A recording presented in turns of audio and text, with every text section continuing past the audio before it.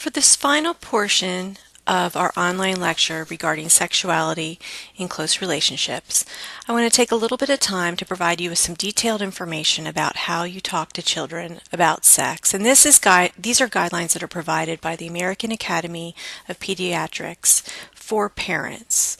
So these are guidelines that you can use when you're working with parents to help them understand how to talk to children about sex in an age-appropriate way. And so what we've done on this slide is we've created a nice visual that shows you some typical questions that children might ask, what the child may ask and want to know at a particular age, and what the child should know at a particular age. And again, this is a very specific developmental approach that's age appropriate, and it's endorsed by the American Academy of Pediatrics. So let's begin with a discussion of what's going on for kids in the preschool years. And this is what we have on this slide. So let's start with very young children. So these are toddlers that are beginning to talk. They're excitedly learning about the world around them. They ask a lot of questions. They point. They want to know what things are. They want to understand how things work. And this also applies, this natural and healthy curiosity will also apply to their own bodies. So when answering children's questions at this age, pediatricians recommend the following. First, they want parents to know that there are some pretty typical questions that you see young children asking at this age. So a young child may ask, "How did I get in your tummy?" They may ask, "Where was I before I got in your tummy?" "How did I get out?" They have lots of questions, and the more curious and creative and smart your child is, the more questions they're going to have. Where do babies come from? And how come girls don't have a penis? So these are fairly typical questions that you will hear young children asking. They often are asking these questions too in response to seeing a younger sibling, being in the tub together, or maybe they've seen their parent without clothes on, or perhaps their mom is pregnant again. And this is when you get a lot of curiosity and questions about how this all is happening. Parents often feel very anxious when presented with these questions, and they're not quite sure how to respond when children ask these questions. They know they should be the ones providing the answers, but the children just seem so young. And so parents often find themselves feeling anxious or acting awkward in these situations. And so what pediatricians want parents to understand is that this is not some sort of pathology on the part of their child. This is just a really interested and curious child who's just asking questions about the world around them, just like they want to know why the grass turns brown in the winter, or why the sun sets, or how rain is formed, etc. So if you look specifically between 18 months to 3 years of age, what pediatricians want parents to know is that children will begin, during this period of time, they're really beginning to learn about their own body. And it's really important for parents to teach their children the proper names for their body parts. Making up names for body parts may give the idea to children that there's something bad about their body part or something strange. So children don't have the cognitive capability when parents are feeling awkward to understand that that's about their parents' anxiety. They can't figure that out in their head. They just know mommy or daddy is having a really weird reaction to what they think is just kind of an innocent question. So they encourage parents just to very calmly provide the correct names for the children's body parts. Just as you're telling them it's their nose and their eyes and their ears, you give them the correct names for their body parts as well. Also, this is a time when you begin teaching children which parts of their body are private. This is just a beginning step in teaching safety to kids in a way that doesn't scare them. So as you're teaching them about their body, you teach them the correct names, and then you can tell them those are your private parts. And they may say, "Well, what do you mean?" And you can just very simply say, "The parts of your body that are covered by your bathing suit are private parts." And that's the way you can very simply answer that for children. Now, when you get to ages 4 to 5 years old, the questions that children begin to ask become a little bit more complicated. You have kids now that are in preschool, they're in kindergarten, they may have older siblings, they may be around older kids. So sometimes their questions become a little bit more complex. And basically what's happening for kids at this age is they're having an increased level of understanding. And some of the issues that come up for the kids at this age, because they're exposed to older kids or around older kids, is they may ask, how old do girls have to be before they can have a baby? So they may be wondering, how old does a girl have to be before she can have a baby? They may ask, what is a period? 5-year-olds, children who are beginning school may ask, what's sex? What is that? Why do people do that? Is that real? They may ask why some men like other men or why some women like other women. They may ask why do boys get erections? They might not use that language, but they may want to know why their penis gets hard. So they have these sorts of normal and healthy questions that, again, tend to kind of rock parents and stop them in their tracks. And again, pediatricians want parents to know that this is normal, it's healthy. It doesn't mean that there's anything wrong with your child. It simply means that they have an increased understanding of their bodies, and it also means that they are most likely being exposed to more by being in school and being around older kids. So at 5 to 7 years of age, what pediatricians recommend is that parents are very aware that their children are beginning to learn much more about how people get along with each other. So we're talking about kids that are in kindergarten, age 7, they're in first grade. Children may become interested in what takes place sexually between adults. They may wonder, what is sex exactly? Their questions will become more complex as they try to understand the connection between sexuality and making babies. So for many kids, they understand that sex takes place to make a baby, and they're beginning to figure that out at this age. And then they want to understand, perhaps if they see someone who is not married and is pregnant, they might have questions about how did that person get pregnant. Depending on how the parents have explained sex to them. They may come up with their own explanations for how a body works and where babies come from. So kids, if parents fail to tell children or answer their questions in a way that's age appropriate, kids are very often going to come up with their own answers, or they're going to talk to each other, or they're going to hear things. And they may even feel afraid. They may hear things from someone at preschool about a baby that was born via cesarean section, and maybe that sounds kind of scary. So they need their parents to help answer their questions about these issues. They are very likely, even at 4 or 5, to turn to their friends for answers if their parents don't tell them in a way that's appropriate. So pediatricians want parents to know that it's really important to help your child understand sexuality in a healthy way, and that the lessons and values they learn at this age will stay with them as they become an adult. So as children approach school age, and as they become exposed to older school-age children, it's really important that they know the proper names of their body parts, that they understand the functions of each, and that they understand the physical differences between boys and girls. As children's sexual awareness continues to develop, it is not unusual for children to begin experimenting with masturbation. And what we have to help parents understand is that masturbation in a child means something very different than masturbation in an adult. So masturbation is a normal part of childhood sexuality that many parents find difficult to discuss. Up to the age of 5 or 6, it's quite common. Around the age of 6, children become much more socially aware about their bodies, and they begin to feel embarrassed about touching themselves in public.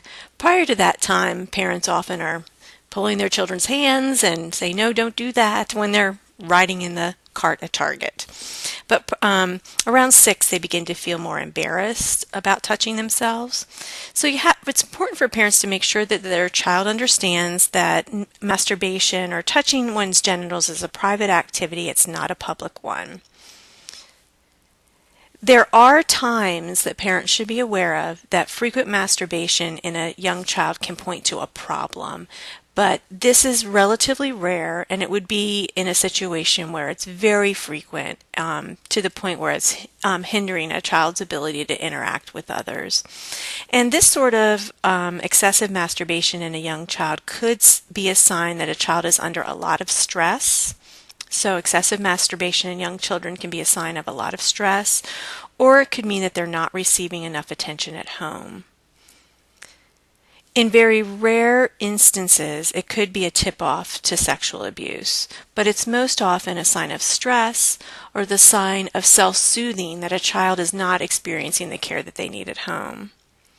Some sexually abused children do become overly interested in their own sexuality. So what we encourage parents to do is, if they have a concern about this for their excessive masturbation in their child, they really should talk to their pediatrician about it.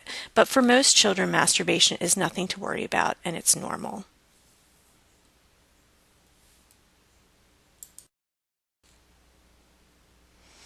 So the prior slide really addressed how to talk to very young children. And we know that pediatricians recommend that parents answer their young children's questions about sex in a very kind of brief, age-appropriate way, and that they understand the types of questions that young children may ask. Pediatricians recommend for younger children, as they hit this 4, 5, 6 years old, that children understand that an interest in their genitals is healthy and natural, that nudity and sexual play in public are not okay. You're beginning to teach children kind of social norms for privacy. And again, the emphasis on what parts of your body are private parts, those parts that are covered by a bathing suit.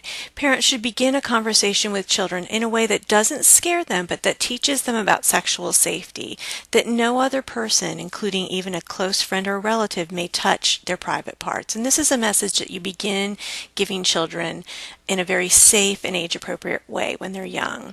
And you teach them that no other person may touch their private parts. The exceptions are the doctors or nurses during an exam, and they're just making sure their body's developing okay, or their own parents when they're trying to help them with a bath or take care of any pain that they might have in that area. So when we get into the 5 to 7 year age range, I've already kind of gone over these questions that kids begin asking as they're really exposed to a lot more in elementary school. So they're typically going to ask these questions that are more relationship focused, that you see in the first row on the slide. So again, in the 5 to 7 year age range, children are really starting to try to understand relationships. This is not just about sexual relationships. Kids at this age are also trying to understand friendship. They're learning a lot about what it means to be a good friend and what it means to be kind. And they're learning about bullying at school. So they're beginning to become interested in social relationships, not just understanding sexual relationships. It's very normative for this age group. At 8 or 9 years of age, children probably have already developed a pretty keen sense of right and wrong. They are able to, at 8 or 9, they are able to understand that sex is something that happens between two people who love each other. They may begin to become interested in how their mom and dad met and fell in love. So they might become interested in romance, and how does that happen, and how do people meet and fall in love. They may begin asking questions about romance and falling in love and marriage. They also may ask about homosexual relationships. And this is a time where you can begin having discussions with your children about your own values about romance and sexuality and marriage and homosexual relationships.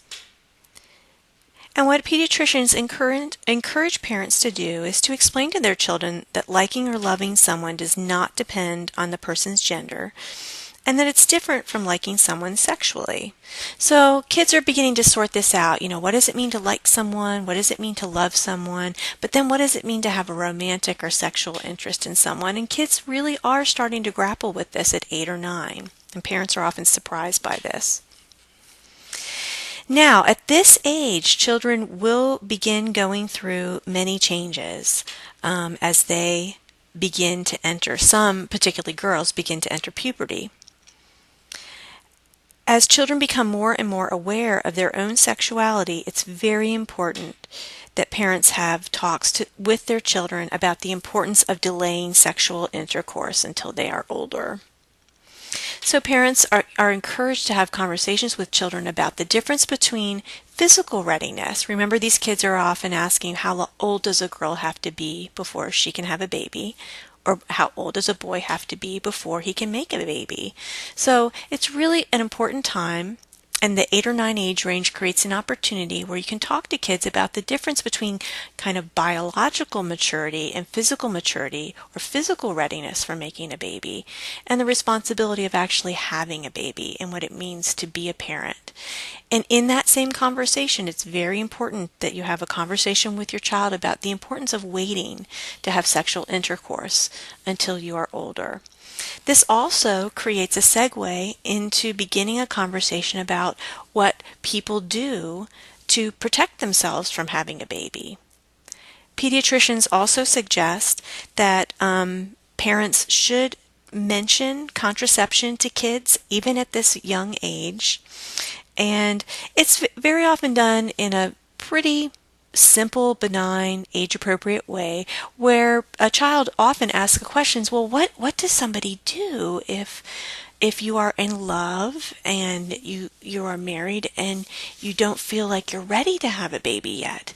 And then the parent can very simply answer that question and say, well, there's something that's called contraception, and it's something that the man or the woman can use to prevent a baby being made. And that's very often all they need to hear. They don't even necessarily need much more detail at that point. They may ask more questions, and if they ask more questions, you provide more answers, but you go based on the child's lead.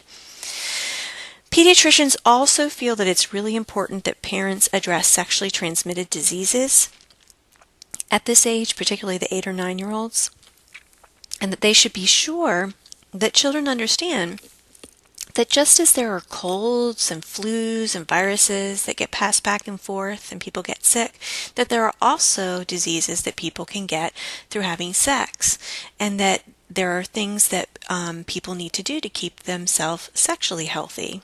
And this is a very simple way to begin that conversation.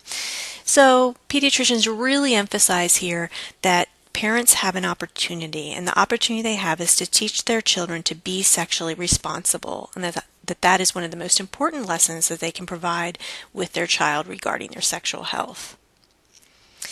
As children approach puberty, so this very last row, what is it important that children know? And this is often a surprise to parents because they think, well, can't I just wait and tell them afterwards? But pediatricians really feel that children need to know this information as they're approaching puberty, not in a whole lot of detail, not conversation after conversation, but just in a way that explains what is going on. And so here's what they feel that parents need to be sure that their children know. Children need to know their body parts, the names for them, how they're related to sex and sexual functions. Children need to understand how babies are conceived and born, and this is specifically. Children need to understand puberty and how their body will change. Kids want to know. They want to know. They see it happening in the older children at school. They don't quite know what's going on. And parents can get information where they can then share with children very specifically, this is typically what happens first, and then this is what happens next, and then this will happen. Menstruation. Both boys and girls can benefit from knowing about menstruation. We don't want kids to feel afraid of natural things that are going to happen in their bodies. And sometimes children at school may see that a girl has gotten her period and they may feel afraid. They see blood, they think someone's terribly hurt, and they feel afraid. So it's important that they just know what's normal. They should know what sexual intercourse is. They should know about contraception and birth control. They should understand that there are sexually transmitted diseases, and they should understand how they get spread. They should know about masturbation. They should know about homosexuality.